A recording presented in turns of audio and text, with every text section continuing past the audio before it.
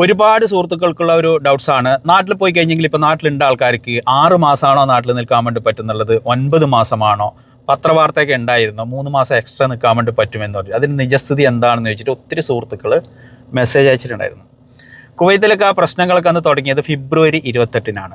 March 3-ാം തീയതി ഒരു circular വന്നിട്ടുണ്ടായിരുന്നു. ആ സർക്കുലറിൽ ഉണ്ടായിരുന്നത് നിലവിൽ കുവൈത്തിൽ വിസിറ്റ് വിസയിലൊക്കെ ഉള്ള ആൾക്കാർക്ക് 1 മാസം ഓട്ടോ റിന്യൂവലും കൊടുത്തു ഫ്രീ ആയിട്ട്. അതുപോലെ തന്നെ കുവൈത്തിൽ നിന്ന് പുറത്തുണ്ട ആൾക്കാർക്ക്, ലീവിലൊക്കെ പോയ ആൾക്കാർക്ക് അവർക്ക് 3 മാസം കൂടെ എക്സ്ട്രാ നാട്ടിൽ നിൽക്കാം.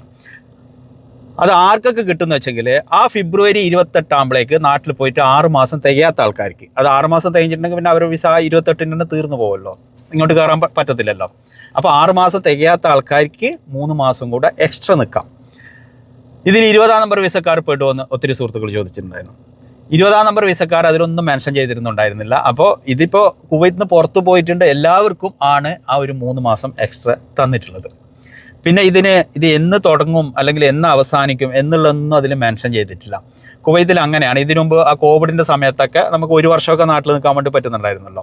ഇനി ഇതുമായി ബന്ധപ്പെട്ട് പുതിയൊരു സർക്കുലർ എന്ന് വരുന്നോ അന്നായിരിക്കും പുതിയ നിയമം വരുന്നത്.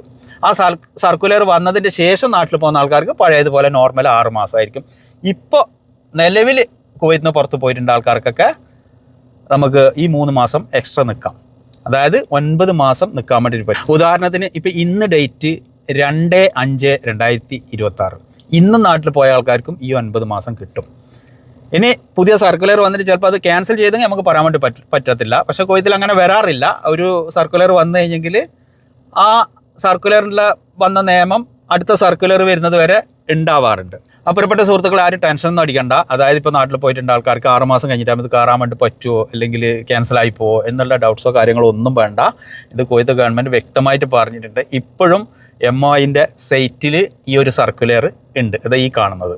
അപ്പോൾ നിങ്ങൾക്ക് അതിൽ നോക്കിയാൽ കറക്റ്റ് മനസ്സിലാവും. അതിൽ തന്നെ മെൻഷൻ ചെയ്തിട്ടുണ്ട് ഇതുമായി ബന്ധപ്പെട്ട് സ്പെഷ്യൽ പെർമിറ്റ് ഒന്നും ചെയ്യേണ്ട, അത് ഓട്ടോമാറ്റിക് ആണെന്ന് അതിൽ തന്നെ മെൻഷൻ ചെയ്തിട്ടുണ്ട്.